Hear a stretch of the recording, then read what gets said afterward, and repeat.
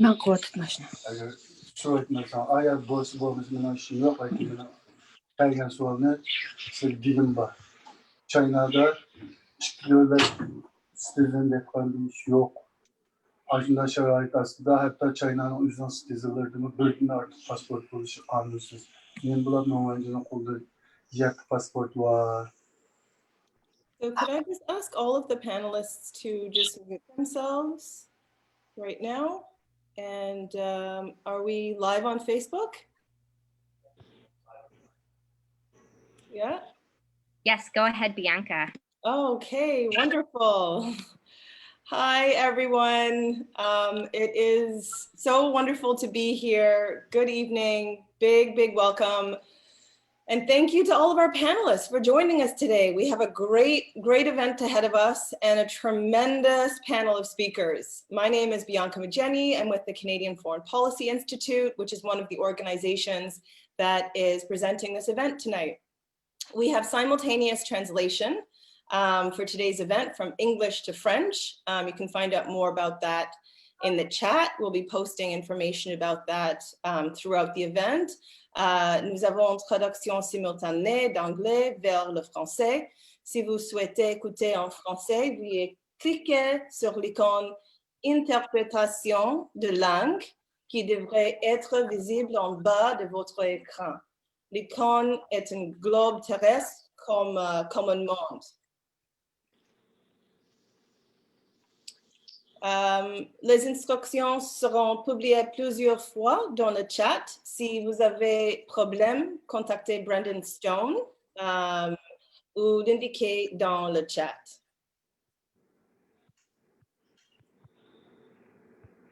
So Marie, si vous pouvez changer le channel en français, s'il vous plaît. Merci, Marie.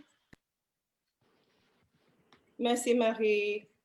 Okay, so before we begin, I just want to acknowledge that many of us are gathered here today on Indigenous land. And today I'm speaking to you from Montreal, Ojage, which is situated on the traditional territory of the Kanien'kehá:ka, a place where that has long served as a site of meeting and exchange among many First Nations. So I just want to recognize the Kanien'kehá:ka as the traditional custodians of the land that I'm on. I also want to thank our co-sponsors, the Hamilton Coalition to Stop the War, who've been leading the charge, World Beyond War, the Canadian Peace Congress, Just Peace Advocates, as well as our media sponsor, Canada Files. And it's amazing to see this turnout. There's so many of us here. And I mean, many thanks to the National Post and the Conservative Party for all their free publicity. So we're live streaming to Facebook as well. So let your friends know that they can watch live at facebook.com/worldbeyondwar or on the Canada Files Facebook page. And again, those links are in the chat. So even if they haven't registered, they can watch the event live. Also, we really want to focus, as always with these events that we do, on the different ways that people can take action. So I'll be talking a lot more about ways that people can actually get involved and active right at the end. So stay till then. The chat's now open, and we look forward to hearing from you at home. We know there's lots of opinions, and we're excited to see that exchange of ideas here. We just have the very basic request that people keep their comments civil. Racist, sexist comments will not be tolerated. Hateful, harmful comments will not be tolerated. They're not welcome, and we will have to remove anyone not respecting this.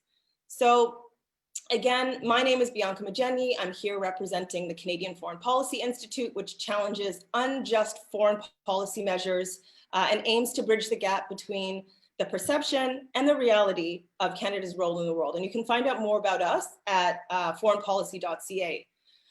So for tonight's event, we're going to be hearing from our panelists, and then we're going to be moving on to a Q&A, first with any interested journalists, and then we'll be taking questions from the audience. So please post your questions in the chat. So why are we holding this event today? We're holding this event because we're deeply concerned about deteriorating relations between Canada and China. And this unfortunate direction is made clear by the wild reactions that we're seeing from Conservative MPs like MP Raquel Dancho, who took a minute at Parliament yesterday to call this event Chinese party propaganda. The backlash is real.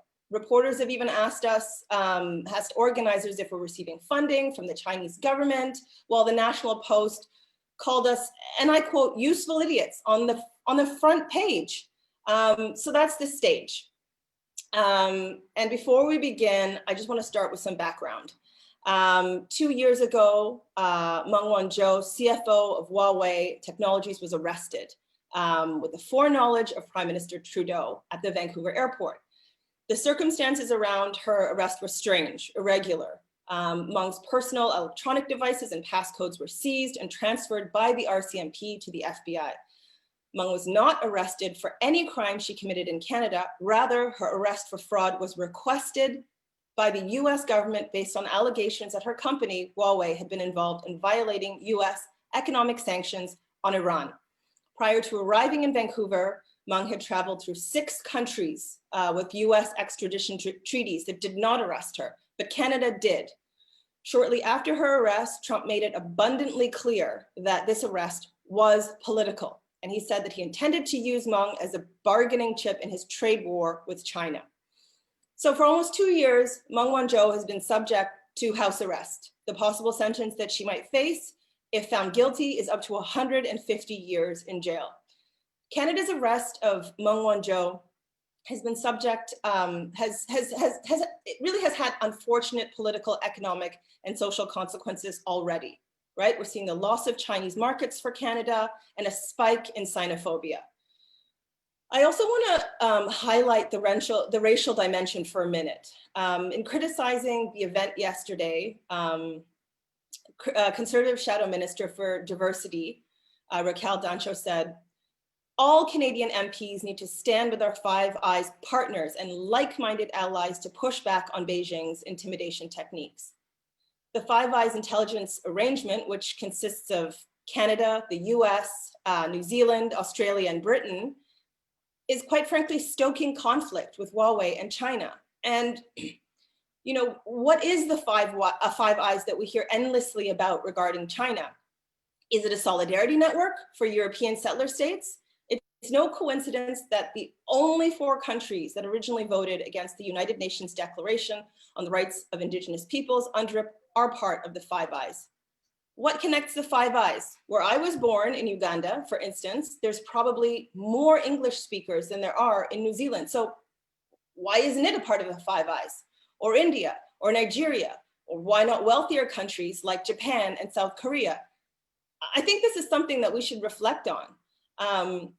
Tonight's panel discussion is really about Canada and the subservient role that the Trudeau government is playing to the US in arresting Meng Wanzhou and the many, many unfortunate consequences that have ensued. When the Trump administration convinced the Trudeau government to arrest Meng Wanzhou, the US dragged Canada, contrary to its national interest, into what is increasingly becoming a new Cold War with China. The world doesn't need conflict between the US, Canada, and China. What we need is international cooperation more than ever to deal with the global crises, the global pandemic and the climate crisis.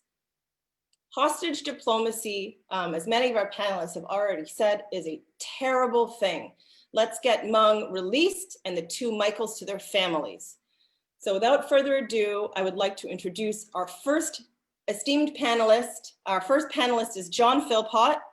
John Philpot is a Canadian criminal defense attorney and expert in international criminal law. He has 35 years experience as a lawyer, activist, and speaker in the international peace movement in Canada, Latin America, Africa, the Middle East, and Asia. Welcome, John. And you just need to unmute yourself.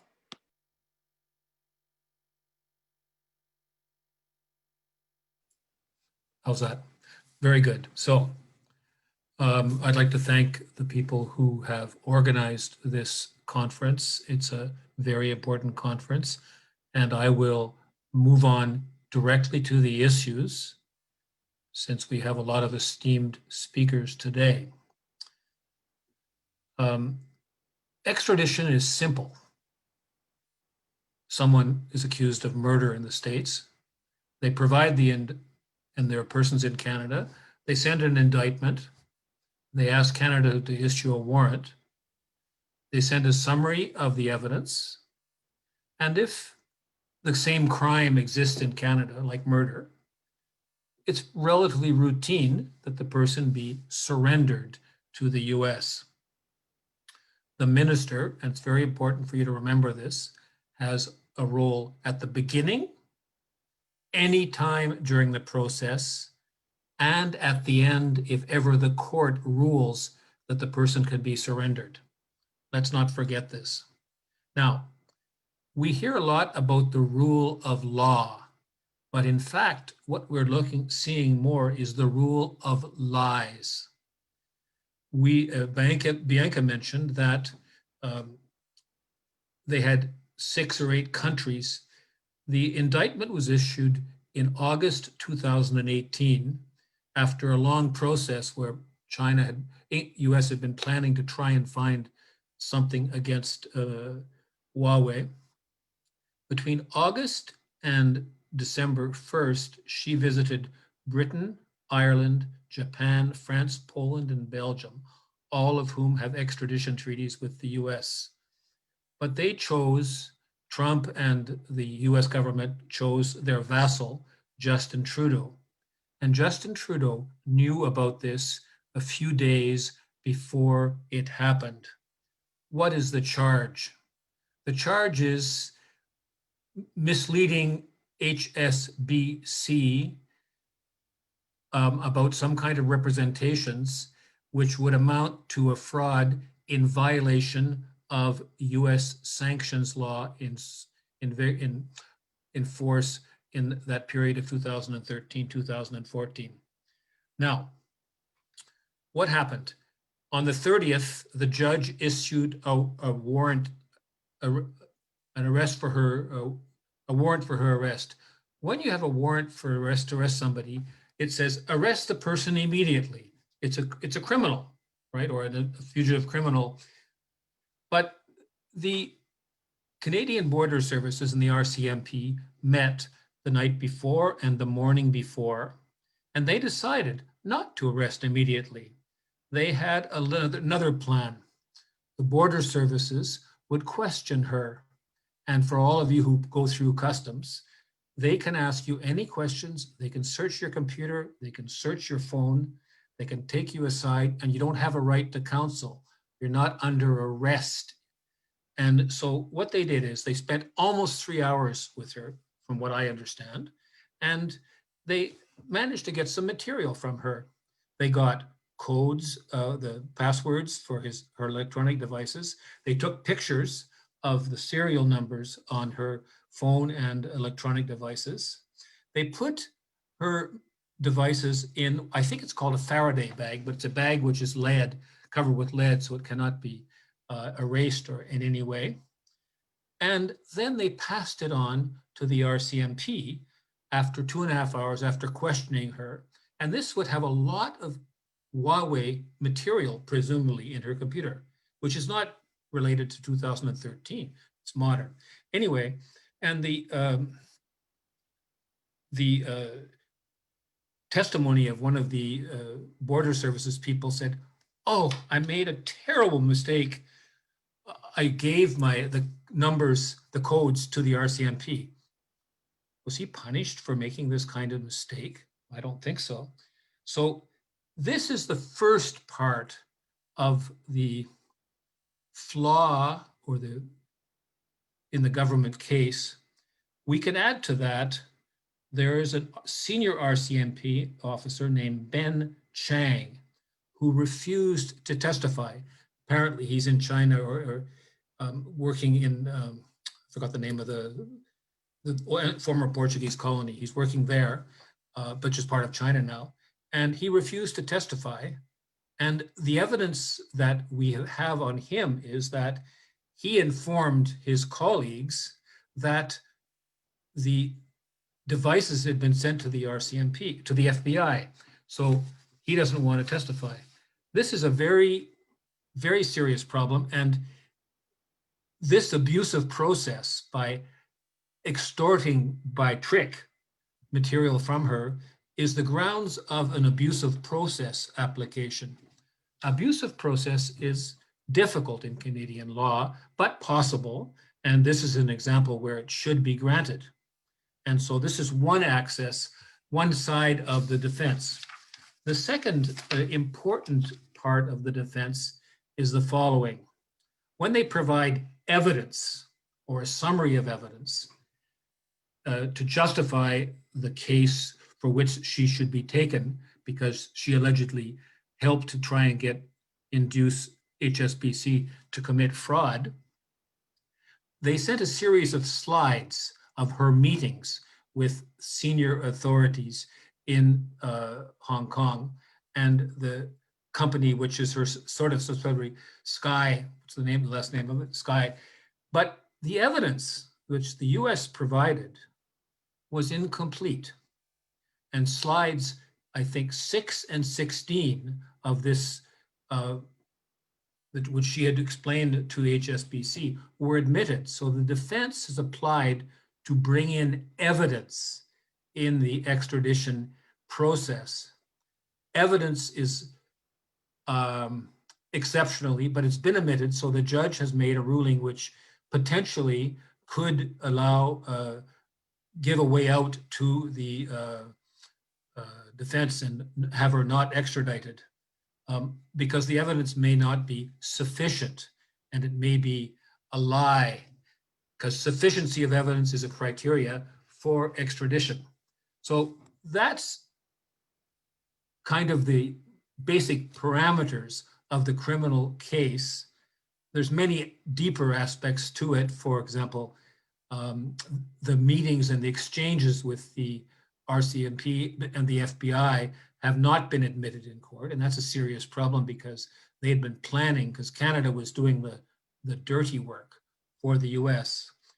The judge also, Heather Holmes, made a very bad judgment on double criminality, because what she tried to say, and the federal government and the US argued in court, that this is a form of fraud because they induced someone which could be in trouble because of US sanctions on Iran. This is a way of bringing in the extraterritoriality of US law. And the judge said, well, this is analogous to fraud. I think it's wrong. And it does allow, and she made a very outrageous statement, which is this crime defined by US law is not as bad as slavery. You can find the judgment. It was in May last year. So she's been very retrograde on that issue, and this will be a ground of appeal if ever this is granted. Just so you know, the hearing is going on now. I urge you to follow it. Proctor_Jason has some good stuff on Twitter. Cyrus Jansen, Janssen, has a YouTube channel which follows this very closely. You all have brains. There's 246 people. You all have what is needed to understand. And I urge you to follow this, and because this could be a long-going fight. One comment, the US and Canada should watch out, because I remember I know the story about October 1950, when they thought they were going to march up to Korea, southern China, into Russia. And suddenly, General MacArthur got a shock, and they said no. And we all know about the Korean War, and they were stopped. So we do not want this to turn to war. We want this to turn to multilateral relationships. I'm not going to talk about the politics very much because we have eminent people with us who understand these issues better than I do. All the economic issues are extremely important. And thank you very much to the organizer of this seminar for a chance to air these issues based on knowledge. And you can all understand that. Thank you. Thank you so much, John, just for detailing all of this, the legal elements, international law, and, just the ramifications that this really has. And I'm really looking forward to hearing more from you during the conversation at the end, the Q&A. Our next speaker is K J Noh. K J Noh is a longtime journalist, political analyst, writer, activist, teacher, specializing in the geopolitics of the Asia-Pacific region. Welcome, KJ. Thank you so much. I'm very honored to be here with everybody. I'm going to start out with a little bit of history, and I'm sharing my screen right now as we speak. This is an image from around October 1930. So on October 24th, 1930, a mother with young children was kidnapped, and she was the cherished wife of an important leader. The plan of the kidnappers was that by kidnapping her, this would create unbearable psychological pressure on her husband. KJ, I'm so sorry to interrupt, but we can't see your screen right now. Can you try sharing it again? Sorry for the interruption.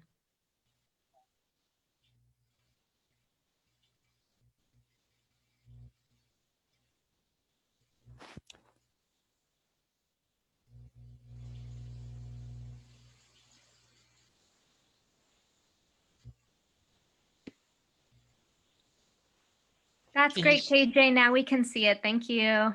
Okay.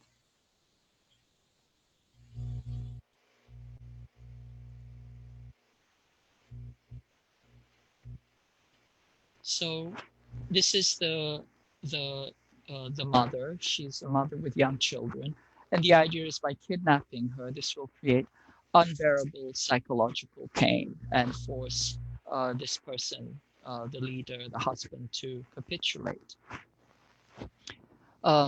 Many decades after this, the husband writes a poem in her memory. Of course, the kidnapping goes wrong, and she is tortured and eventually is killed.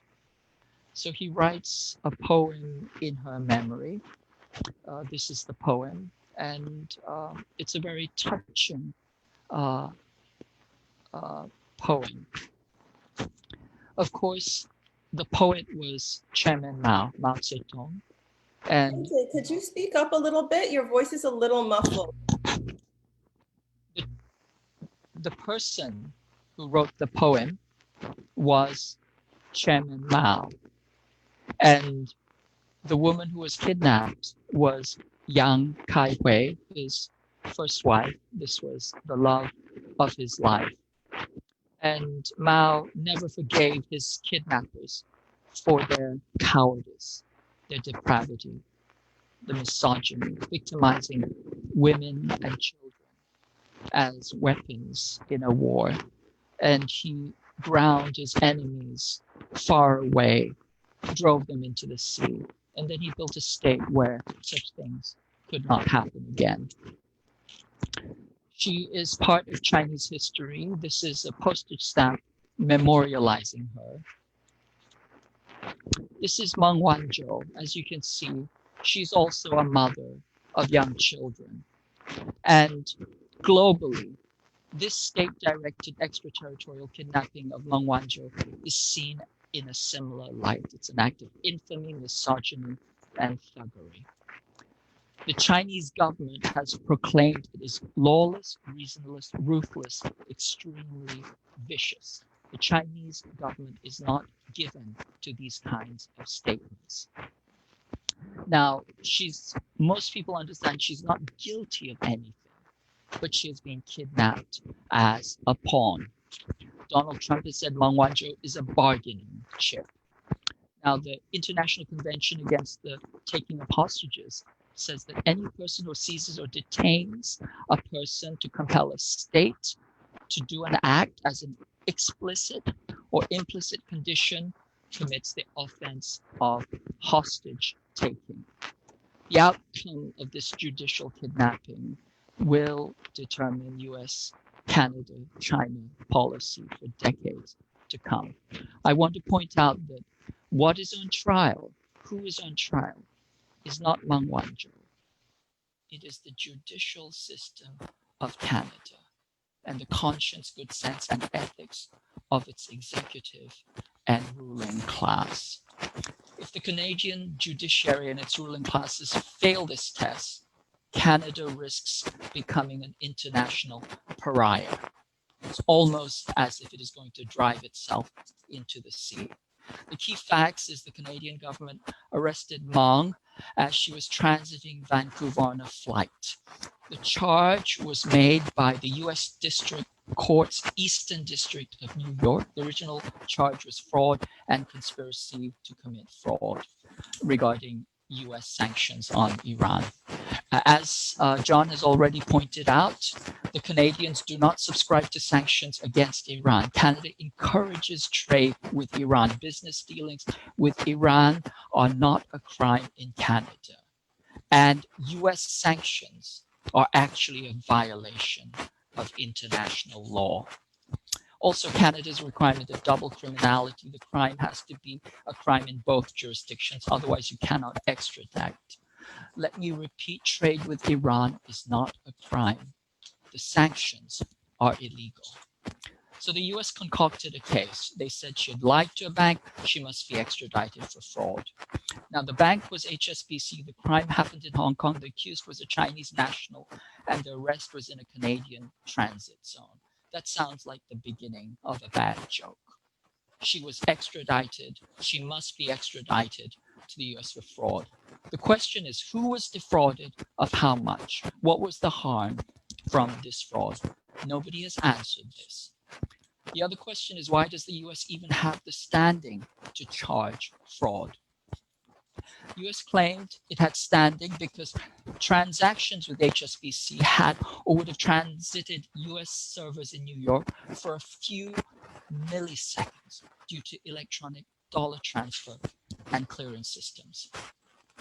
Now, even if the allegations were true, this would be a private matter between HSBC and Meng.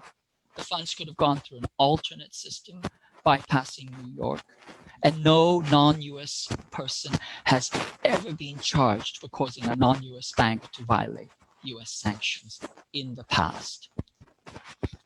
Now, as we pointed out, the abduction was attempted in 6 other countries, and HSBC was already under prosecution by the US government for prior violations. So it probably decided to collaborate to entrap Meng.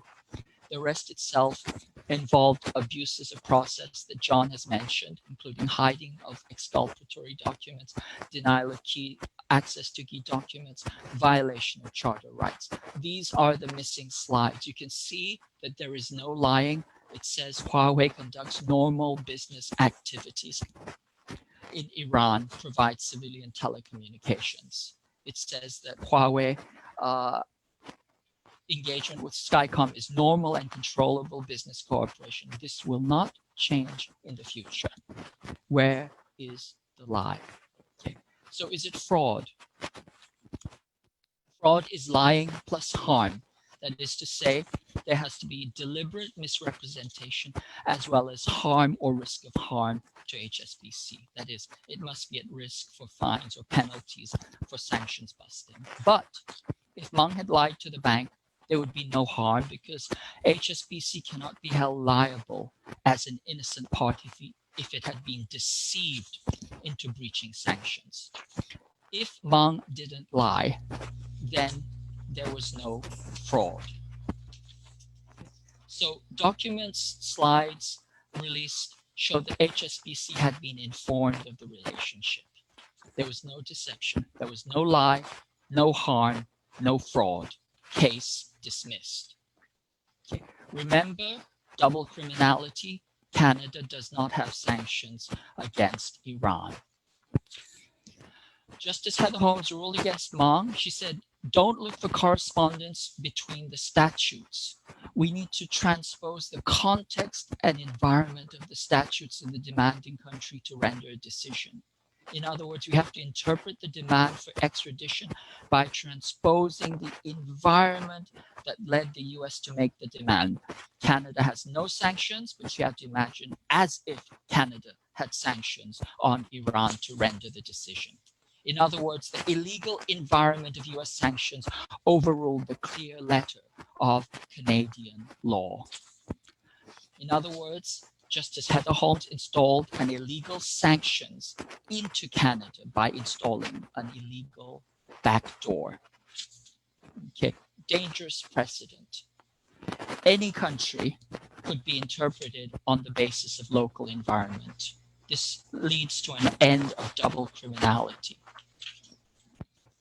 This makes a mockery of Canada's own laws and sovereignty. It's a subjugation of Canada to US extraterritoriality. And it's a corrupt, consequential, and deeply catastrophic judgment. I spoke to a judge, retired Superior Court judge in the United States in California, and she says that it is the greatest contortion of logic that she has heard. And people like to say that Canada is just doing this as a rule of law by the books action. But remember, Maha Ara and many other people were rendered and tortured, and he was innocent of all charges. He was kidnapped illegally through the assistance of the RCMP. Those of you who don't know should look up what a Saskatoon Starlight Tour is. It's a habit that the RCMP have of kidnapping Indigenous people and then abandoning them where they're sure to die of hypothermia in the winter. And of course, we all know the Canadian government has kidnapped tens of thousands of Indigenous children, sometimes at gunpoint, and forced them into residential schools. This was genocide and kidnapping through rule of law, of course. The UN has published a long series of findings on Canada. The Canadian government has also been known to fight tooth and nail to harbor war criminals and torturers, people who legitimately should be extradited. So we have to ask ourselves, why is the US doing this? Why is Canada involved? And why are we having this hybrid war? Now, Canada has been designated an enemy. This is geek speak, wonk speak for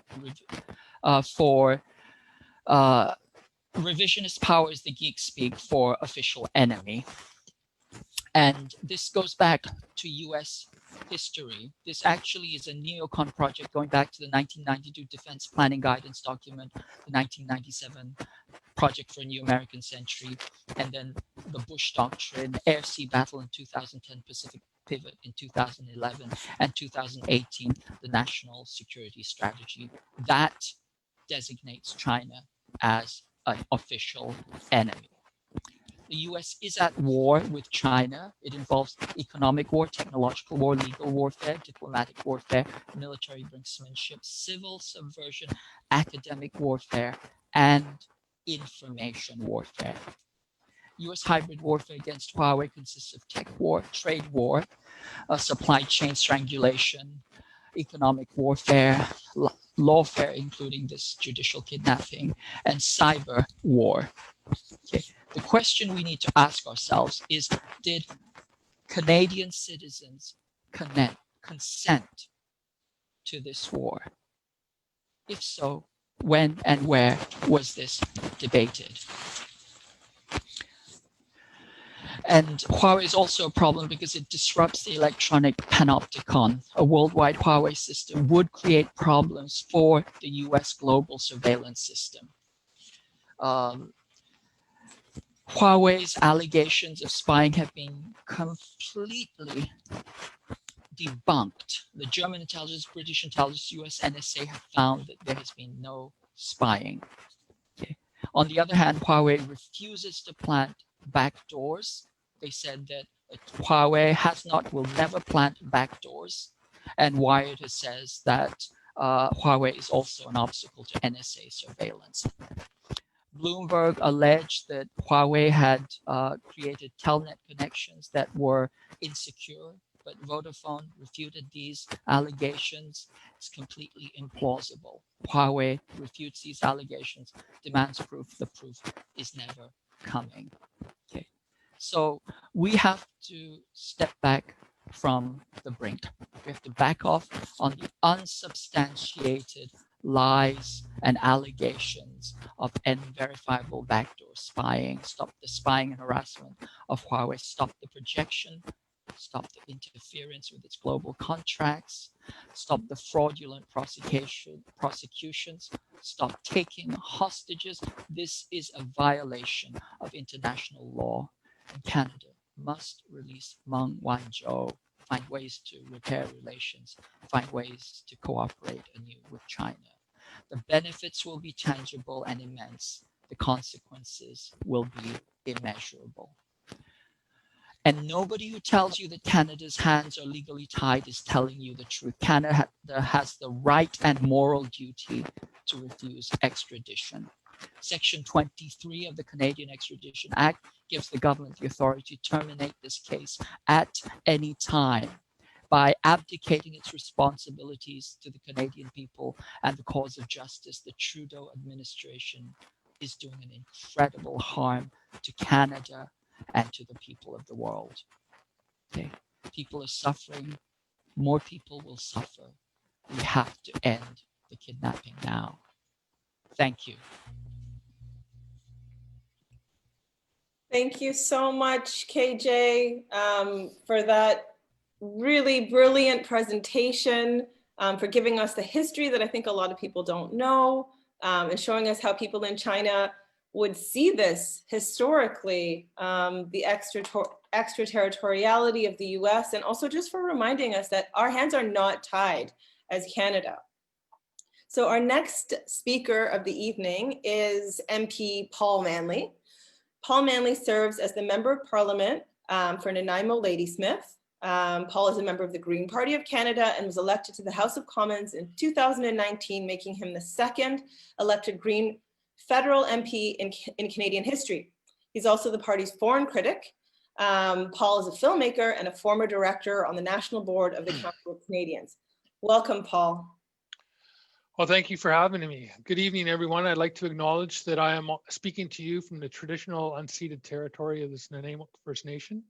I'd like to thank the organizers for hosting this discussion. To start, I want to say that my main concern is with the release of Michael Spavor and Michael Kovrig and putting an end to hostage diplomacy.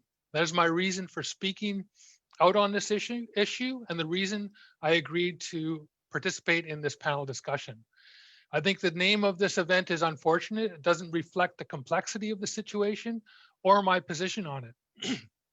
Anyone who knows my background, advocacy, and work in the House of Commons knows that I'm also very concerned about human rights in China, the persecution of Uyghurs and pro-democracy activists in Hong Kong, the Chinese surveillance state, and the Canada-China FPMag agreement. In July 2020, the Green Party caucus put out a statement. We called on the federal government to demand that the United States drop criminal charges against Huawei executive Meng Wanzhou and withdraw its extradition request so that Canada can release her. We did this because we want to see the release of Michael Spavor and Michael Kovrig. That was and remains my position. Canada cannot unilaterally release Meng Wanzhou.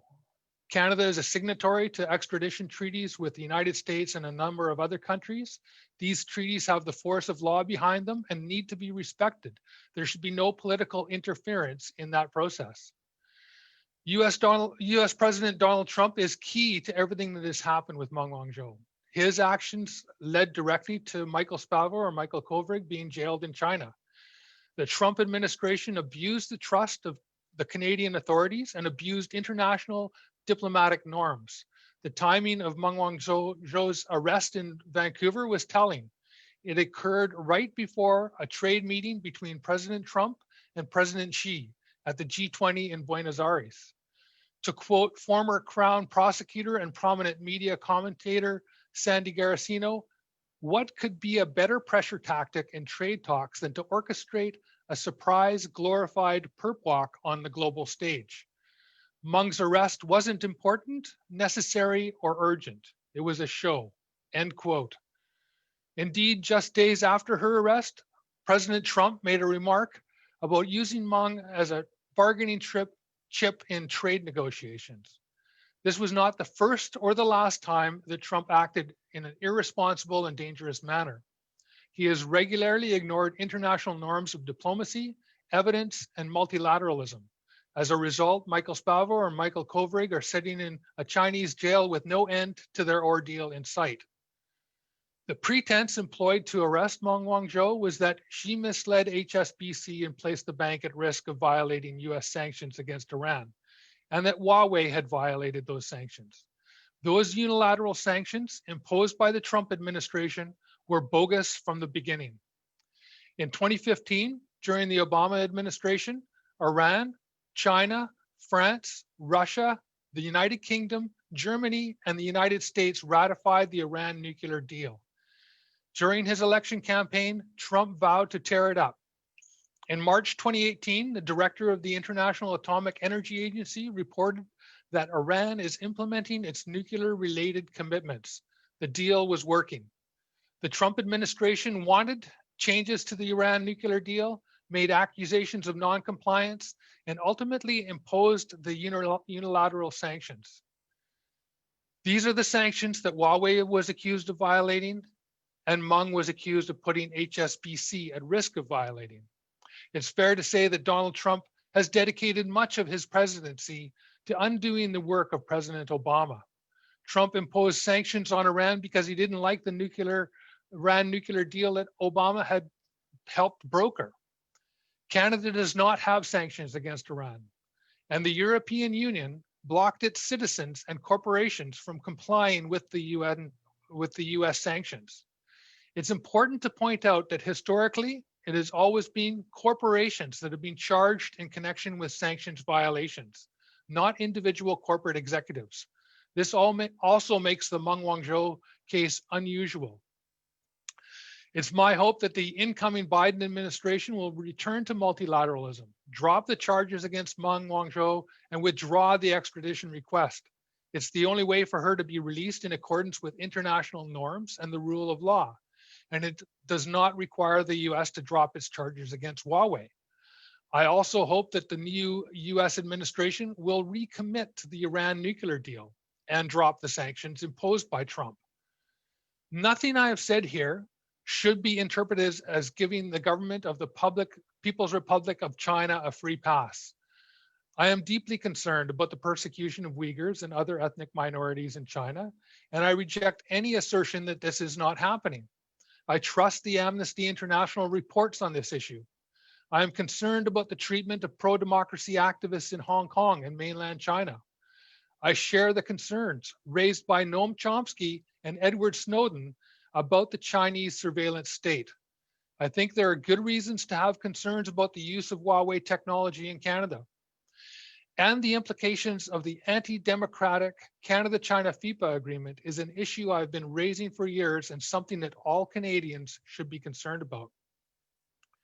Canada is caught between two bullies, the Trump administration and the government of the People's Republic of China. We are the pawns in this geopolitical chess match, and two of our citizens are suffering the consequences. We need to stand up to both of these bullies. As I said at the beginning, our extradition treaty is important and must be respected. We don't often hear about extradition proceedings in the news, but if you do a Google search, you will find examples of extradition cases for murderers, rapists, and embezzlers who have robbed people of their savings. The victims in these cases deserve to have their accused perpetrators brought to justice in Canada. There should be no political interference in our extradition process. The courts must decide these cases. Opening a path to a diplomatic solution that will lead to the release of Michael Spavor and Michael Kovrig is my overriding concern here today. This is what we offered in our caucus statement, and it should not be confused with support for a unilateral release of Meng Wanzhou. Others on this panel may disagree with that position. That's fine. It's good to get out of our echo chamber. It's good to get out of our echo chambers and discuss and debate ideas and problems. In fact, it's essential for a strong democracy. Thank you. Thank you, Paul Manley. I also just want to thank you for, just making it here, riding the storm and the backlash and showing up. And, thank you for letting us know what the Green Party position is, and that Trump's policy of pushing back, of pushing for Meng's arrest is wrongheaded. So thank you for presenting that. And also thank you for your clear-eyed recent minute-long criticism of Canadian foreign policy in Parliament. Really appreciated. And I'm really looking forward to hearing more from you in the Q&A. So our next speaker is Cathy Walker. Cathy Walker is the former National Health and Safety Director of the CAW, Canadian Auto Workers Union, now Unifor, where she was National Union Representative responsible for health, safety, environment since 1975. Since her retirement, she's been working to build understanding and solidarity between the union movements of Canada and China. Welcome, Cathy. Thank you very much, Bianca, and thanks very much to the organizers. And thanks very much to Rachel for running these slides. My talk is about labor solidarity with China's workers. Next slide, please. Harvard's Elaine Bernard and UCLA's Kent Wong, then both heads of labor studies programs, had this to say: China has undergone tremendous change in the past few decades. In this context of change, would not more worker-to-worker and union-to-union exchange be positive? Through more dialogue with Chinese workers and unions, the labor movement could promote mutually beneficial labor solidarity, move beyond the Cold War and unilateralism, and refocus attention on the domestic and global corporations and associated institutions that are, in fact, the main threat to workers throughout the world. Next slide, please. Solidarity between Canadian and Chinese workers is important and has a decades-long history. Next slide, please. Many labor delegations have gone back and forth, especially since China joined the World Trade Organization in 2001 and the integration of China with the world economy strengthened, much of it based on the exploitation of Chinese workers. Next slide. Here are but a few delegations as examples, sharing experiences to promote friendship, mutual understanding, and solidarity. For example, a formal agreement for exchanges between the BC Federation of Labor and the Shandong Provincial Federation of Trade Unions in 2013. In 2002, there was a delegation from the All China Federation of Trade Unions to Toronto. A return visit to China in 2004, 3 auto plants were visited in Beijing, Shanghai, and Tianjin. 2004, a return visit from Chinese unionists to Brampton Auto Assembly Plant. 2006, the Vancouver and District Labor Council visited Beijing. 2009, the ACFTU Health and Safety Delegation to the Canadian Labour Congress in Ottawa. The BC Federation of Labor and the Vancouver and District Labor Council visited in the summer of 2014. The Beijing Municipal Federation of Trade Unions visited in 2016, toured the BC Institute of Technology to see apprenticeship training. In 2017, Unifor visited unions in China. This is the Shandong Provincial Federation of Trade Unions. Unfortunately, these visits to learn about unions and workers in our 2 countries have ceased since Meng Wanzhou was arrested in December of 2018. Friendly relations have become strained because of this harmful diplomatic issue. This obstacle should be removed. The Meng Wanzhou arrest has affected trade, which has adversely affected Canadian workers' jobs. In farming, because of decreased sales of products such as canola oil. In transportation across Canada. By rail. By trucking. At Canadian ports. These are good Canadian jobs that have been adversely affected by the arrest and attempt to extradite Meng Wanzhou. We want these export-related jobs restored. Since joining the WTO, Canadian high-tech jobs have been lost with the closure of corporations such as Nortel. High-tech jobs and job opportunities exist with Huawei. 1,300 good high-tech jobs are in Canada at Huawei. Will they be lost, or will more come? In 1970, Canada had an independent foreign policy with respect to China. Canada was one of the very first Western powers to recognize China diplomatically. We should resume our independent foreign policy in the case of Meng Wanzhou. We know from books and movies that prisoner exchanges are common among countries. Why should this not be the case for Canada in the case of the two Michaels? This fall, the Hamilton and District Labour Council called for the release of Meng Wanzhou. The arrest of Meng Wanzhou has contributed to racism against Asian people in Canada. The labor movement is vehemently opposed to racism. We deplore hate crimes, discrimination, and hostile actions against Asian people in Canada, and the pandemic has made a bad situation worse.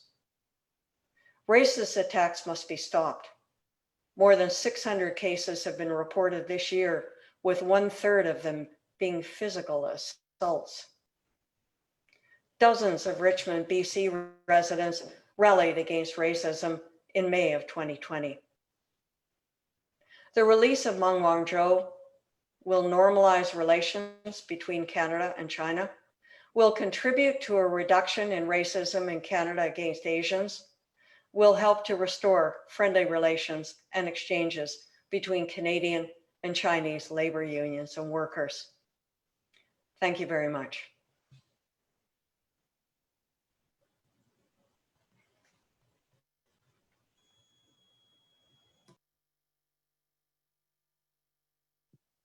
Whoops, my bad. Need to unmute. So thank you so much, Cathy, for making the connections, the working class connections, and for reminding us about the racism as well, and for underscoring the need for Canada to have an independent foreign policy as well. And looking very forward to hearing more from you during the Q&A. So our next speaker of the evening is Atif Kubursi. Atif Kubursi is a professor emeritus of economics at McMaster University. He's also president of Econometric Research Limited. In 2006, he was appointed executive secretary to the United Nations Economic and Social Commission for Western Asia. He's authored 12 books and has published extensively in the areas of macroeconomics, economic development strategies, international trade, impact analysis, and regional planning. Welcome, Atif. Thank you. Thank you very much, Bianca. Thank you for inviting me, Ken, and the group of the Hamilton Against the War. I am delighted to be here. Actually, what I'm going to say is rooted in general economic theory and knowledge. Basically, in politics as in economics, a unipolar world, a monopolistic world, does not confer benefits to people and to countries. Actually, the opposite is true. There is a lot to be gained from increased participation, a multipolar world, a more competitive world, not a monopolistic world. It's also a tested proposition in economics that any party in a bargain or in any relationship that does not have options is not likely to benefit from that relationship. The countries and the parties that benefit are those with options. And if countries or parties do not have options, they have to work on it. They have to strive to increase their options and increase their bargaining power. Canada's economy is heavily dependent on trade. It's the destiny of a small country with a small population, with a large, huge space and an adverse climate. The trade in Canada is about 54% of GDP, is perhaps one of the largest, what we call foreign trade percentage, which is the sum of exports and imports divided by the gross domestic product. There are very few countries that have such a high percentage. It's understandable and quite reasonable for Canada, and it's part of its destiny to trade. But why has Canada been so focused on trade and heavily dependent on one country? Yes, you need to trade, but why should you trade be so concentrated, so heavily dependent on being tied so heavily and so strongly to one country? Trade, you know, in China is now the largest global economy. I mean, you would say in terms of nominal GDP is number 2, but if you look at something which is far more acceptable and reasonable, which we call it the purchasing power parity, not the US dollar expression, but what the dollar buys. And if you take this measure, China is the largest economy. Even in nominal dollars, it's likely to be very quickly growing at the fastest rate of growth, is likely to be the largest economy, even in nominal dollars, not only in purchasing dollars. It is already since 2013, China is the largest trading country in the world. With a GDP of $14 trillion, it trades around $4.5 trillion. This is extremely high. It has the largest imports and has the largest exports. And in many respects, China is definitely our most lucrative market. One thing that is also absolutely true about China, it's not the Soviet Union. China sends its children to learn in Canada. The student population from China and Canada is extremely large. China invests in Canada. China trades very heavily with Canada. I mean, Canada is the 15th ranked country in terms of total trade, with about $51 billion, $30 billion in terms of imports that we get from China, and about $20 billion that we sell. And this trade could and should be larger. And there are lots of mutual benefits that could be accrued to this trade. The facts are very credible and strong that the kind of exports we sell to the Chinese have really been very instrumental in generating, sustaining jobs and incomes for many Canadians. Our farmers depend very heavily on the Chinese market for canola, for soybeans, for wheat, for many other products. And the exports in terms of equipment, drilling for oil, and the auto parts, the integration of the two economies is so massive, profound, that the supply chains really crisscross the country and goes as far as Beijing and many of the Chinese cities. The story is, why should this trade that we have garnered and nurtured in very substantive and very overt ways? We were, Canada, among the more ardent and more insistent on bringing Canada to the World Trade Organization in 2001. We wanted to tie Canada and China to a rules-based trading system, and worked very heavily and very strongly to do so. One thing that has been on the top agenda of Canadian policymakers, Ray McLaren, who was the international trade minister in the 1990s in Chrétien's government, worked very diligently and passionately about increasing the options of Canada, about opening a diversified group of markets outside the United States. He called it the 4 pillars policy. He was very ardent and convinced that Canada could reduce that stranglehold that the American economy and its dominance have on Canada. And that China was the best and most lucrative and most credible outlet that we could really engage and profit from. And now, you know, this is what is really getting absolutely mind-boggling. Just about a week ago, China and 15 Pacific countries signed the Regional Comprehensive Economic Partnership, which will bring about 30% of the world and over 30% of the gross domestic product of the world in one trading bloc. The countries include a number of Canadian partners, such as New Zealand and Australia and others.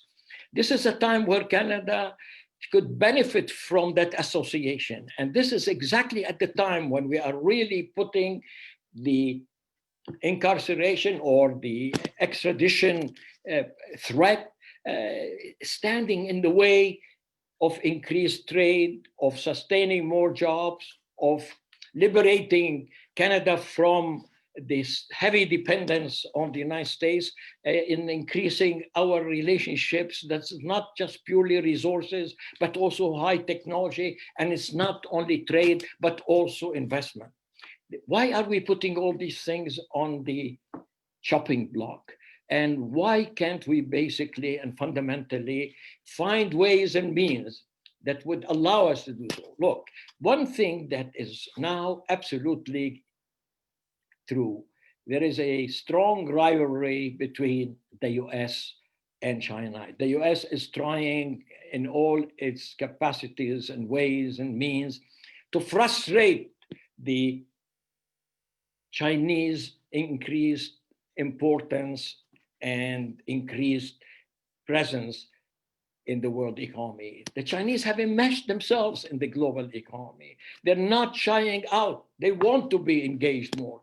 And I would like to ask, you know, would China engage in trade and mutuality of interest that this trade and investment would bring about will be a more reasonable, a more open, a more concerned about its image and its perception in the rest of the world than a closed economy with a curtain on it, iron or otherwise. And that's exactly what we're saying here. We are pushing in cahoots with the Americans to put a curtain to lock China out of that international engagement, and that it's in our interest, not only for trade, not for sustaining our jobs, not for increasing our capacity to expand our opportunities, to sustain more jobs, better paying jobs, good jobs. It's also our obligation and our benefit, and the world benefit, is to make a more moderate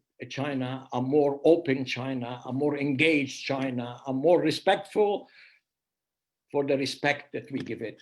The respect is a two-way stream. You cannot expect the Chinese to respect human rights and the things we do for if we don't show them the respect that they deserve and recognize what we can possibly gain from that mutuality.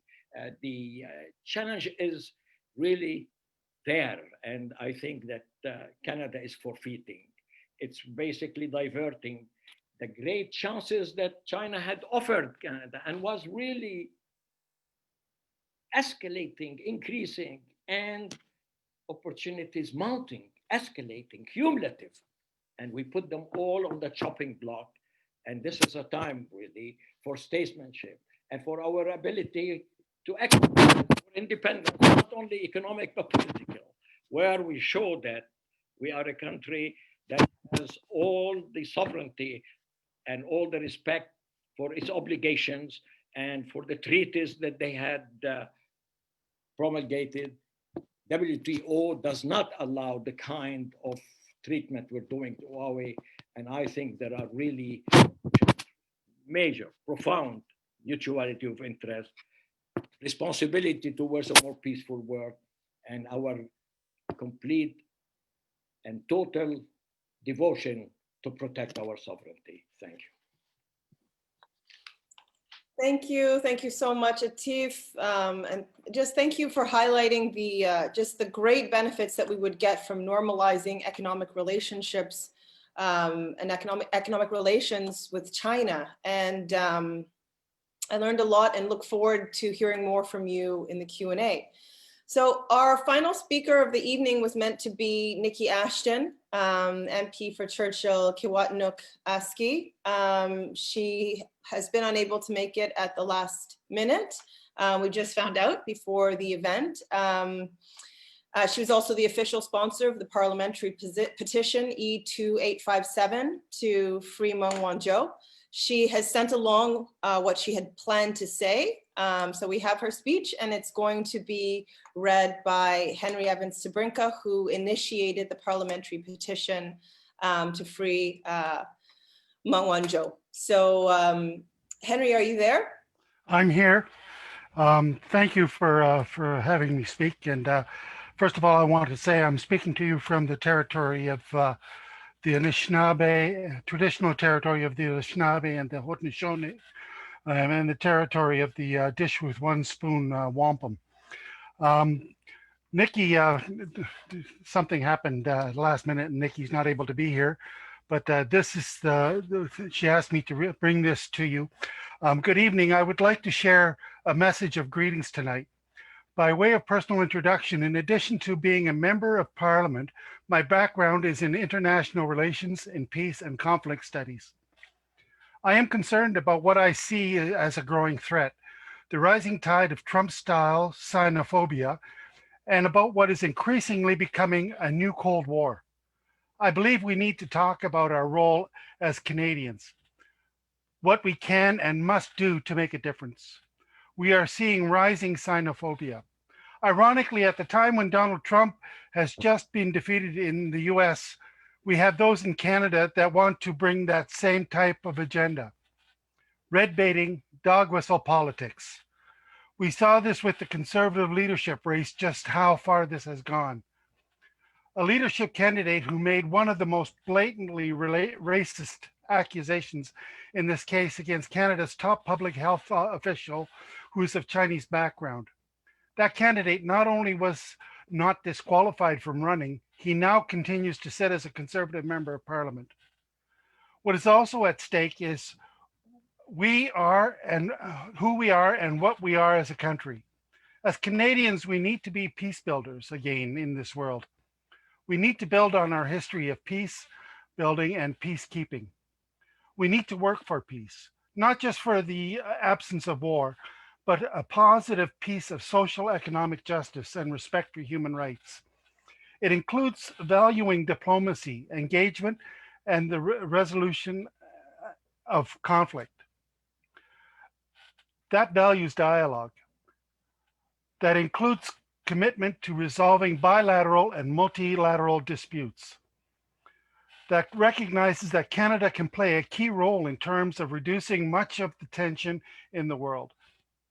That we need to be engaging each other as Canadians in reasoned debate on these very key issues.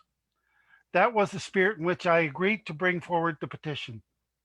I believe that we hopefully soon enter into the post-COVID-19 world. Now more than ever, we need to be engaging with China and other countries around the world. Whatever our differences, we need to resolve them. We need to work globally for a post-COVID-19 recovery. I am concerned that we are entering a new Cold War.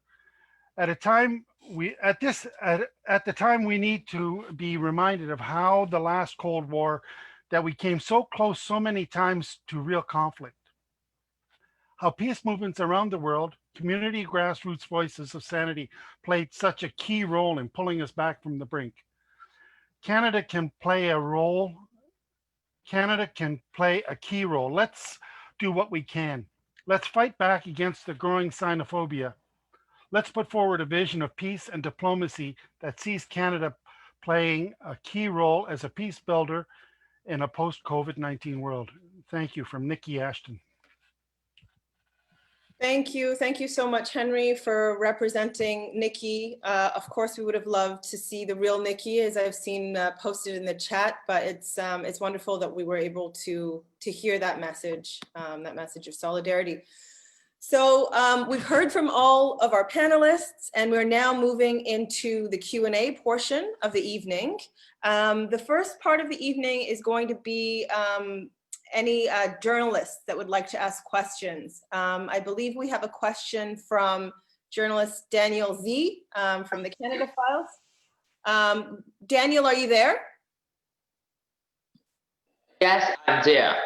Yeah, could you please ask your question either to an individual or to all of the panelists? So to all the panelists, my question is that just recently, we have seen the victory of the Joe Biden over Donald Trump, and there may be some hope that things may change in the US. But as Ashton would have stated, Canada had its own share of xenophobic politicians, and honestly, things aren't necessarily getting better in the US. Joe Biden has campaigned on just as much xenophobia as Donald Trump, and it may be that he may also view the growing economic and social rise of China as a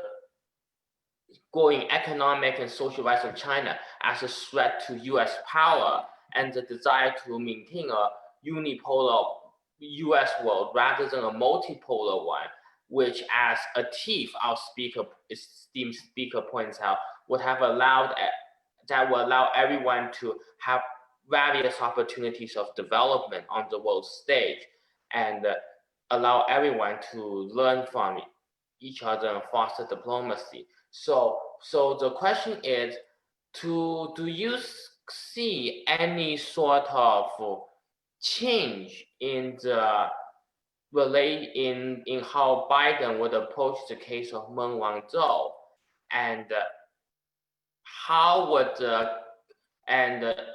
should we advocating for peace between Canada and China rather than this saber rattling that's just making our nations worse? How should we as Canadians respond to a Biden administration, how its foreign policy with China would be like, particularly since Biden is just as responsible for stoking xenophobia in an attempt to one-up Trump rather than pushing forward anything progressive or diplomatic. Thank you so much, Daniel, for your question. Cathy, I see your hand up. You'll need to unmute yourself. There we go. I think no, you can hear me all right? Yeah, thank you. I think that that's a very interesting question, but I think for Canadians, whoever is in the White House is, while certainly not irrelevant to us, I think that we have to look at Canadian history for our guidance. And we were the first country in the Western Hemisphere to recognize China. That was in 1970. And if we were prepared to do that then, we should certainly be prepared to have an independent foreign policy today. What Mr. Biden does is certainly not irrelevant, but I think that we need to do something independently. And we should be doing that now, and certainly not waiting for Mr. Biden to try and bail us out. We should simply release Meng Wanzhou and not wait for Mr. Biden or worry about an interregnum period with Mr. Trump still being technically in power. Thank you. Thank you, Cathy. John, I see your hand up.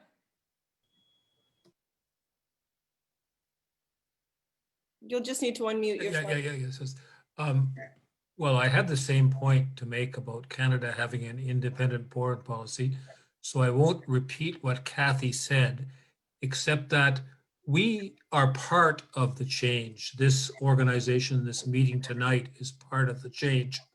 And we have judges read newspapers, judges listen to media, and our work is also to support her in court because it does not stand up.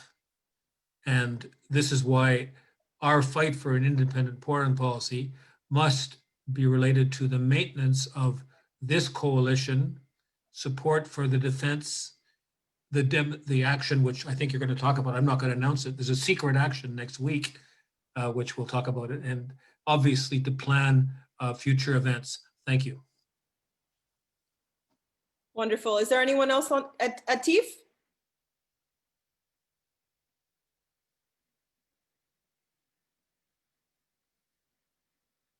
It's just going to take World Beyond the organizers a second to unmute you.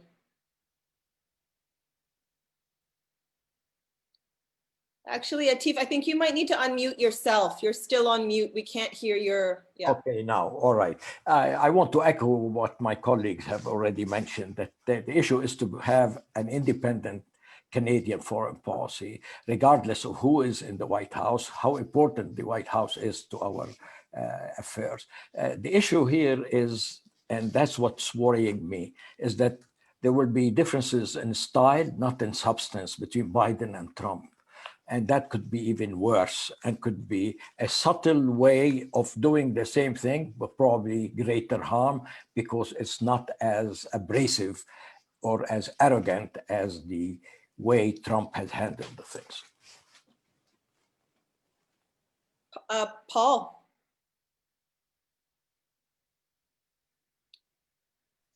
Yeah, a little back and forth there with the mute, unmute, being allowed to mute. I could see how Atif got tripped up. Yeah, as I've said before, clearly Canada needs its own independent foreign policy. And we need to work on being a diplomatic nation that works towards solving problems in the world. And in terms of xenophobia, the issues that have come up around this are extremely disturbing, and including around the COVID-19 pandemic, the xenophobia that's reared its ugly head from that is highly problematic. With Joe Biden in the president's seat, the American foreign policy isn't necessarily driven by the president, although we've seen a very bellicose and yeah, not evidence-based president in that chair. And I think that Joe Biden may go back to doing what Obama did with the Iran nuclear deal, and he will be more receptive to Canada asking to get this extradition thrown out. I think he will be more receptive to our Canadian Prime Minister than Trump has been. I think Trump listens to his own voice in his head.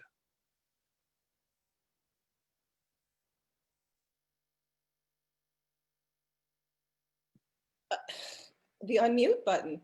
So the next question is actually from, thank you so much, Daniel, for your question. That was excellent.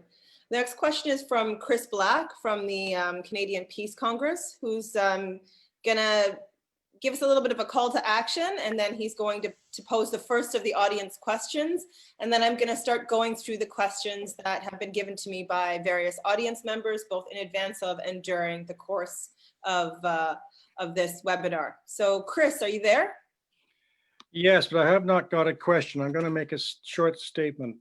The Canadian Peace Congress, which has been active in the campaign for world peace since 1947, welcomes the call for the release of Meng Wanzhou, who is held hostage by Canada under legal pretexts in order to use her to pressure China to bend to the will of the United States.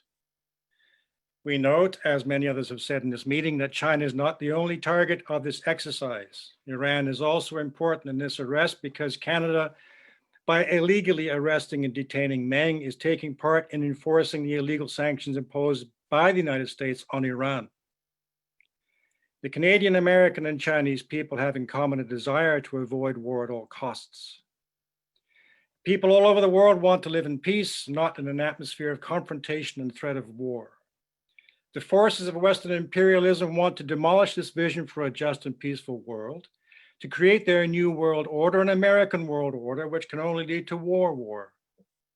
Tragically, the United States and Canada and their allies have been waging an increasingly belligerent hybrid war against China, whose tactics include unprovoked arrest of Meng Wanzhou, illegal actions against Huawei and TikTok and other high-tech companies, dangerous military operations in the East China Sea and the Straits of Taiwan to provoke and encircle China, and the near constant barrage of Western supremacist and racist propaganda against China in almost all the Western media. A robust and effective peace movement is needed to counter the increasingly hostile actions of the United States and NATO imperialism. The Canadian Peace Congress calls on working people across Canada to become involved in the peace and solidarity movement to stand up against the reactionary forces in this country who are leading us towards catastrophe. Only a strong and active peace movement can compel the Canadian government to reestablish friendly and respectful relations with China and pursue a foreign policy of peace, cooperation, and mutual respect. Finally, the Congress views the NATO alliance as a trap for Canada, an alliance that acts against and negates the UN Charter. It is a fundamentally aggressive alliance controlled by the US for US interests.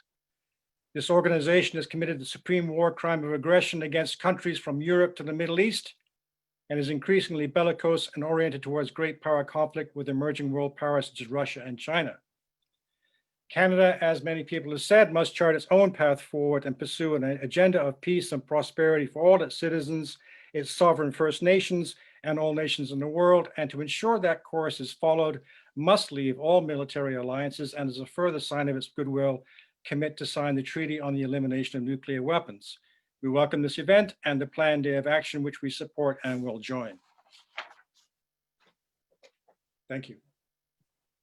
Thank you. Thank you for that very strong message, Chris. I see a lot of support for your message in the chat. So we're now moving on to the Q&A from the audience. And we only have about half an hour before this meeting is officially over. So we'll just get through as many questions as we can. And thank you for submitting them. If you have any more, put them in the chat. This is your last chance to get them in there.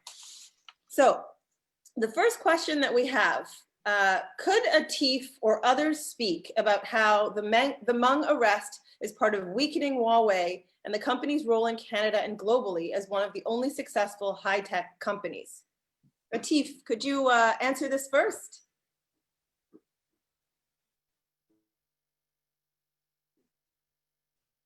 I mean, there is no question about it here that at the heart of this crisis we have is not the persona of Wanzhou.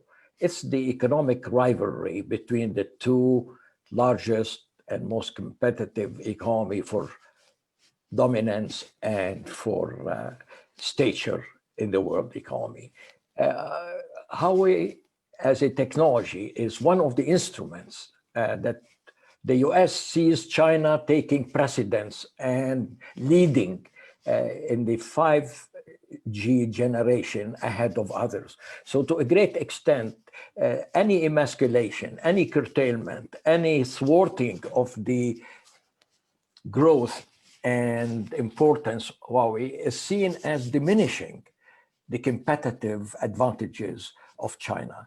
And there is no doubt in my mind here that if this rivalry was not at the heart of all these issues and complexities and difficulties, there would not be an issue of extradition of Mengzhu or any of the things that we are seeing. So particularly here relevant is this rivalry, this increased, intense, and in many respects in going into the unacceptable way. I mean, under WTO, every corporation should be treated in every market as if it's a national corporation, and there should be no discrimination against this. So now they're invoking the exception to the WTO, which is national security, without proof, as has been mentioned by our colleagues, know that many countries have looked to see if the technology is giving the Chinese intelligence capacities in other places. So all what we're really seeing here is the extent to which China is accepted in any way or shape or form as a world economic power, and the extent to which the United States is willing to yield some position, some importance, some space, some recognition of China. Thank you. Thank you so much, Atif. Is there anyone else on our panel who'd like to answer that question? Having some trouble seeing whether there's thumbs up. So you can either speak up or I'll move on to the next question. All right. So the next question that we have, there's been quite a few questions for Paul. There's actually lots of criticism in the chat about the position that you had put forward. And so the first question is, you supported the Conservatives' motion in the House of Commons last week that was highly critical of China. Are you concerned about aligning with the Conservatives' xenophobic campaign? That's the first half of the question. And then sort of linked to that, you talk about protecting Canada's extradition system, but are missing the bigger picture of the injustice of the Trump case. The Justice Minister has the ability to step in at any time for a reason, ? So those are for you, Paul, but of course anyone else can jump in and respond to that as well. Well, I supported the Conservative motion for a number of reasons, and because I've heard from people, Chinese people in this country who've been threatened by the Chinese government for their activism. I just want to quote something because, you know, people are making these equations. I want to quote Noam Chomsky here. He's rightly world famous for being a preeminent critic of the US empire and of capitalism, yet he does not spare China of his criticism. He doesn't fall prey to the need to make a false choice between China and the US, one good and one being bad. Speaking about tech companies surveilling into our lives, Noam Chomsky had this to say: if we allow huge tech companies, the state, to control our lives, that's what will happen. They'll turn it into something like China, where you have a credit card system, and in some cities you get a certain amount of credits. There's face recognition technology all over the place, and everything you do gets monitored. So, you know, Noam Chomsky is not a right winger, I'd say. Edward Snowden also said he became aware of China's surveillance of private communications and was utterly mind-boggled. He was initially so impressed by the system's sheer achievement and audacity that I almost forgot to be appalled by its totalitarian controls, he said. So, you know, there are legitimate concerns about China. There's legitimate concerns about the way our data is mined by Google, by Facebook, Cambridge Analytica. So there's concerns on both sides, and I think taking a reasonable approach is important. You can't just have, you know, white hat, black hat, spy versus spy, and one's a good guy and one's a bad guy. These are two large companies or countries that are vying for you know, global influence, and we've had a long period of American imperialism, and Canada is involved in imperialism as well through our mining companies and other aspects of how we join, you know, NATO regime change campaigns. So, you know, it's not there's nothing black and white about this. There's a lot of shades of gray.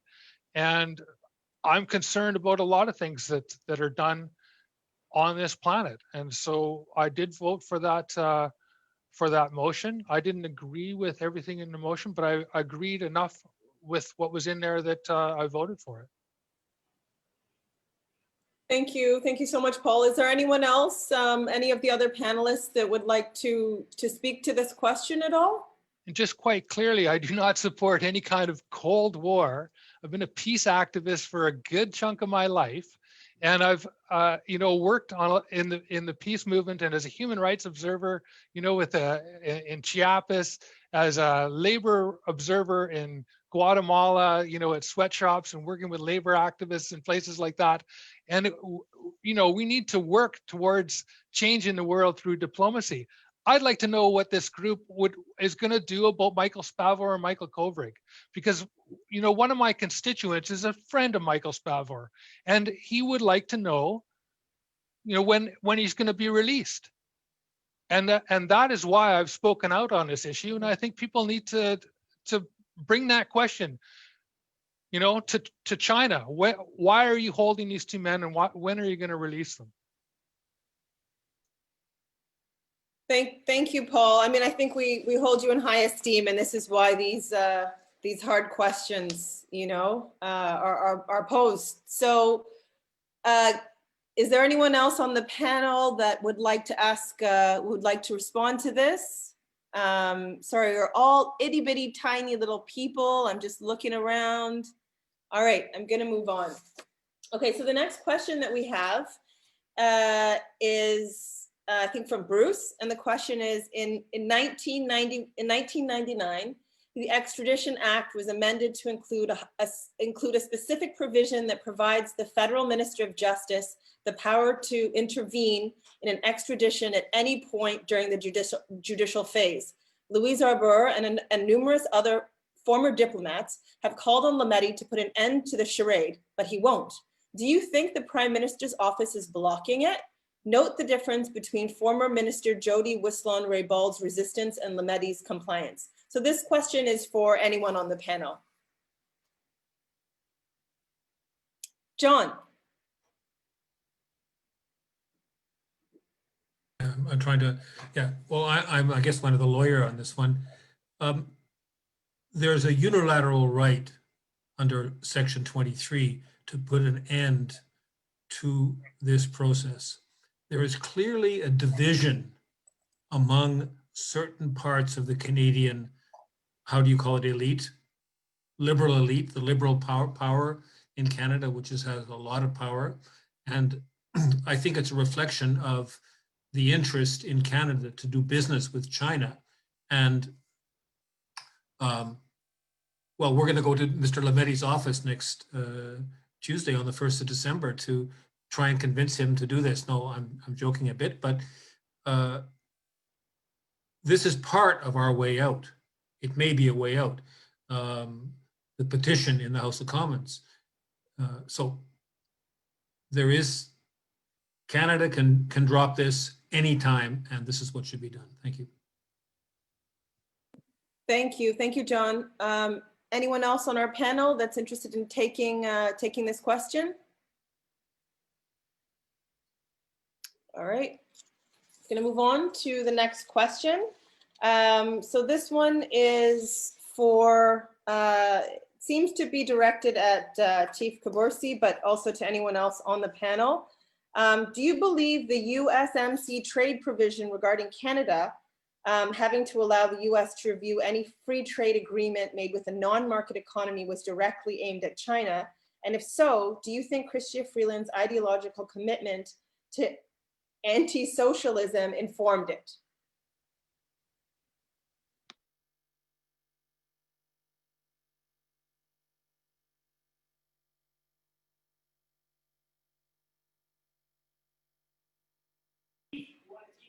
Atif, this is for Atif. We can't hear you. I think you're still muted.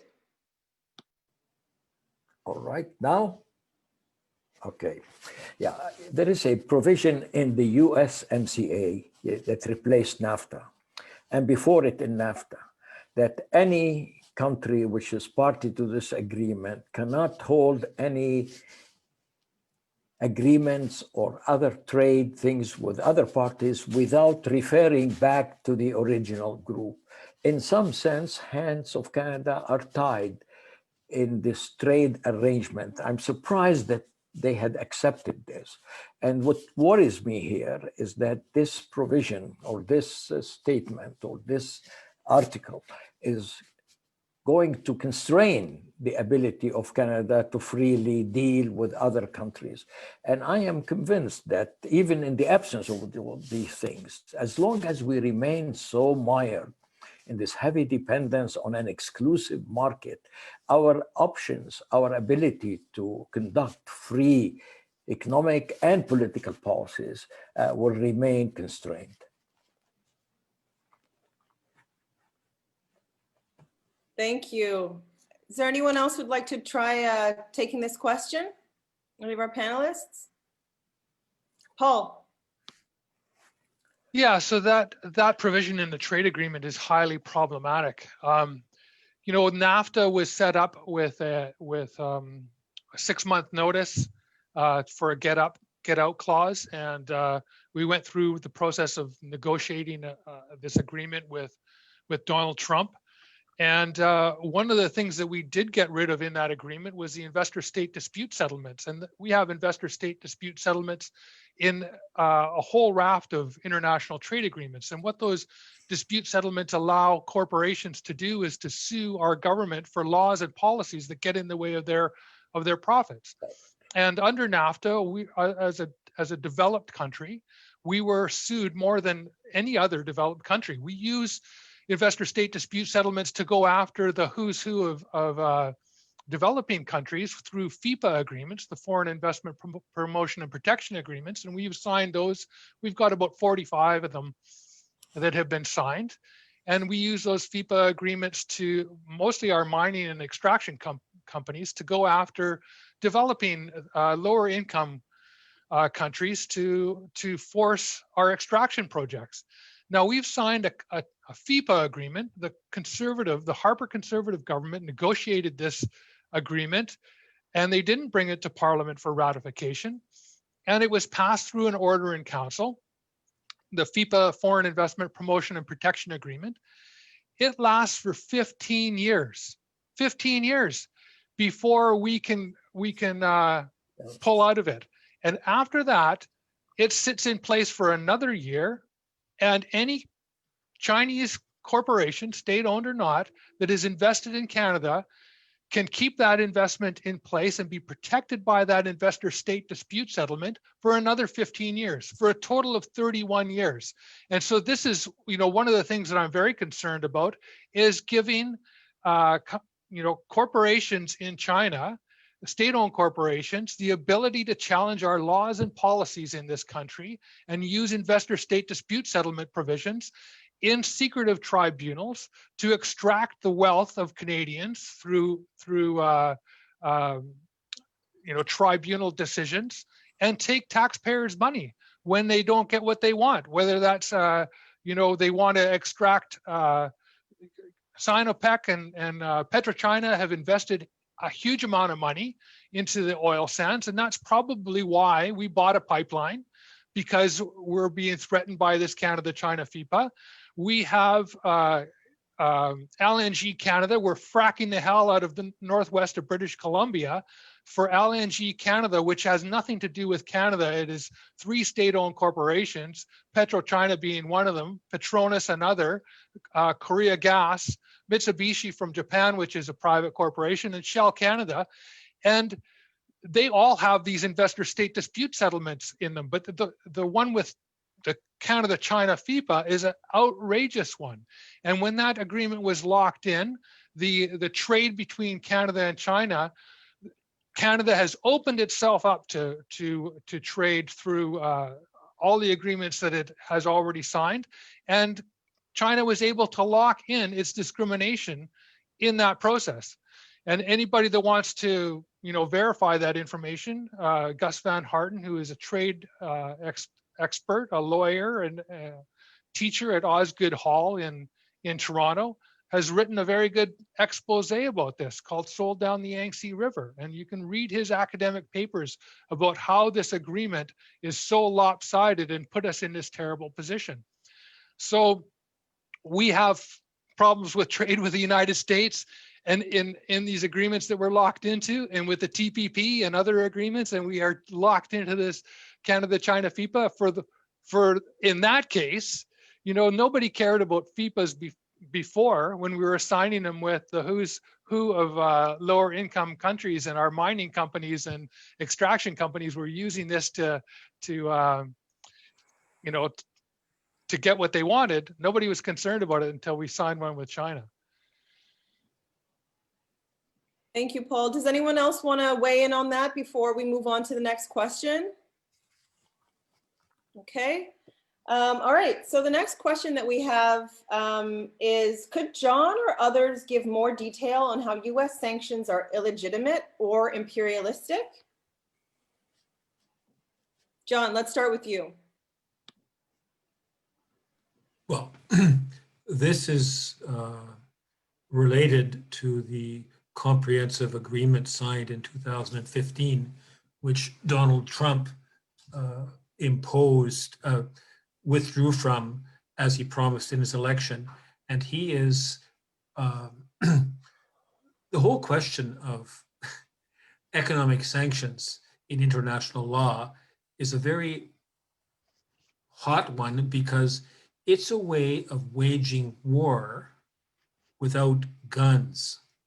It imposes social conditions in possible situations on countries such as Iran, such as Venezuela, and it's a way for the dominant countries to intimidate many countries in the world. For example, Europe is only barely trading with Iran. I don't have all the figures because there's a little bit of business going on between, for example, Germany and Iran. But these countries are all terrified that if they deal with Iran, even though it's illegal, because they all have an agreement, they're bound by this comprehensive agreement signed in 2015. But if they dare deal with Iran, they can undergo terrible economic sanctions by this country, the US, which, even though it's in decline, is still somewhat powerful, tongue-in-cheek. So that's part of the problem of economic sanctions, which is instead of using guns, they use economy, and they've done it. They did it in Iraq in the 1990s. They've done it. It's one of the major arms of the US right now, and it's a thing which we have to face. And Canada is also following in and imposing sanctions on countries. And so now I'm going beyond China and Iran when I say that. Thank you. Thank you, John. Actually, KJ is here. I couldn't see him because of the camera issues, but KJ?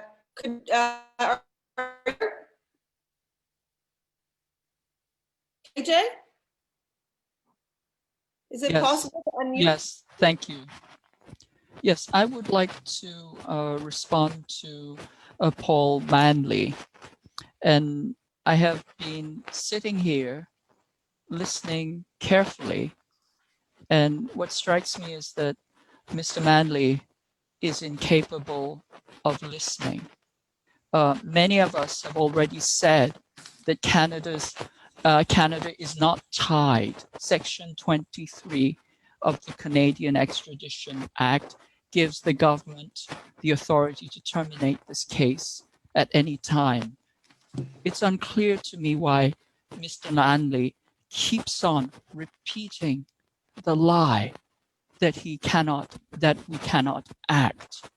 And I have said in my own presentation, no one who tells you that Canada's hands are legally tied is telling you the truth. So I'm going to request that Mr. Manley, please stop lying. Please stop virtue signaling. Please stop with your Sinophobia and your China bashing. Everything you've said so far is untrue, and you don't have proof. If there were proof, we would have already seen it. I am a disinterested party, but there is no proof of any of the allegations that you are making about China. You may be referring to the lies spread by Adrian Zenz or the World Uyghur Congress, funded by the NED, but these do not rise to a level of proof. You have to stop lying and spreading this propaganda. Otherwise, you, sir, are guilty of fanning the flames of Sinophobia and creating harm and pain and damage to the Chinese communities who are suffering from this incredible racism. I'm going to say one more thing, sir. You throw the word genocide out. But let me tell you something, sir. I come from a country where your troops committed genocide on my people. I have 2 family members who were killed. I have 2 family members who were imprisoned and tortured. I do not know whereby you gain the authority to throw out these cheap words with no moral backing and your simple virtue signaling, your lies, your disdain for the people, and your failure, your fundamental failure to listen to people is beyond comprehension. Thank you. Okay, I just want to jump in quickly. Thank you, KJ, for your comments. I also just want to reiterate that all the panelists who've come out today, I think have come here in good faith, and, to whatever extent, if we can focus our comments on, on not necessarily on the individual intentions, but, on the words that we're saying, that would be great. But I understand also where you're coming from, and the personal message that you're communicating. But so we're just going to move on. We only have 5 more minutes. Can I just respond to that? Because Yeah. I never used the word genocide once, KJ. I'd really like to know what you've done to get Michael Spavor or Michael Kovrig out of prison. And I just want to read to you what Amnesty International says on the Uyghurs. And I don't think that they're an imperialist organization. They look at human rights abuses everywhere, including right here in Canada and in the United States. And Amnesty International said the fate of an estimated up to 1 million people is unknown, and most of the detainees' families have been kept in the dark.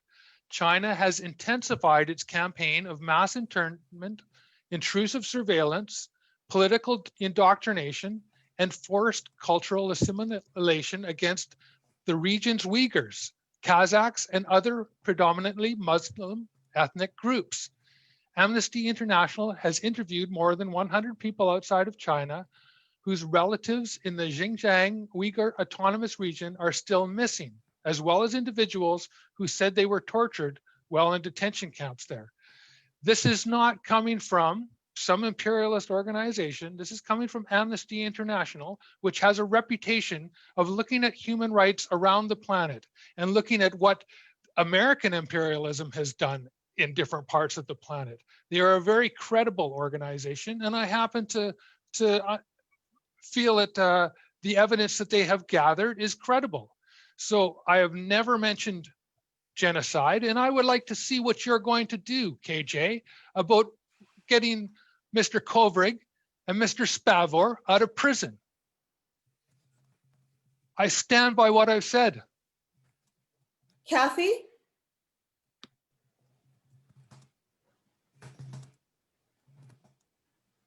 There. Yeah, I just like to say that if we get back to the topic, if Meng Wanzhou is released, it's fairly apparent, I think, to nearly all Canadians that the two Michaels will be released. Obviously, they were imprisoned in response. And if Meng Wanzhou is released and allowed to go back to China, I'm sure the two Michaels will be here in no time. And that's certainly what at least one of the Michael's spouses is calling for. And I think we should listen to her as a spouse who is concerned about her husband. Thank you. Thank you very much, Cathy, for that intervention. So we're gonna have to come to the end of the questions very soon. I have perhaps the last question here. Yeah, we'll see how long it takes to answer this. The Canadian government repeats having to maintain the rule of law as an excuse to not intervene in the extradition process. Have any of the 6 nations that rejected the US extradition requests faced any penalties for doing so or made any statements on this rule of law? And this is directed to all panelists. John.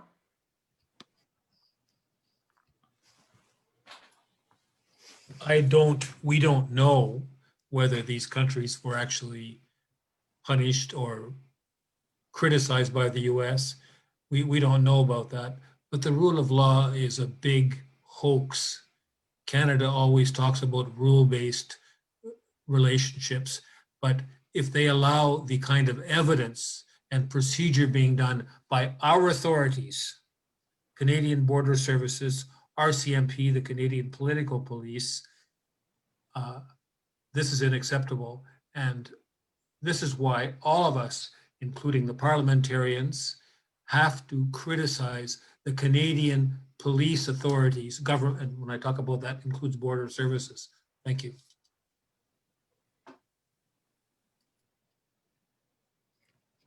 Is there anyone else that wants to respond to that question? Okay, and then we have, maybe I'll just end with this question. We have a question from the Voice of Concerned Chinese Canadians. Does anyone have a prediction if President-elect Joe Biden would let Canada off the hook to release Ms. Meng? Crystal ball, anyone? Cathy.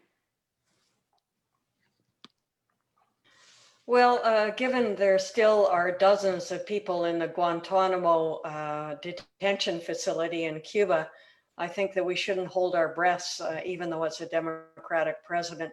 But I'll just say again, I don't think we can rely on Joe Biden. He'll do whatever makes sense for the Americans. And I think what we have to do is what makes sense for Canada and have an independent foreign policy and simply take the action to release Meng Wanzhou.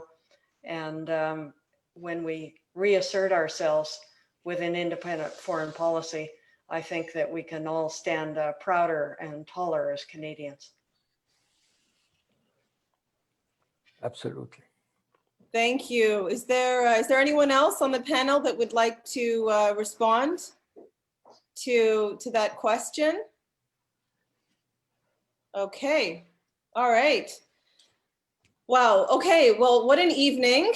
Thank you all so much for sticking it out. It's been 2 hours. It's certainly been a vibrant evening.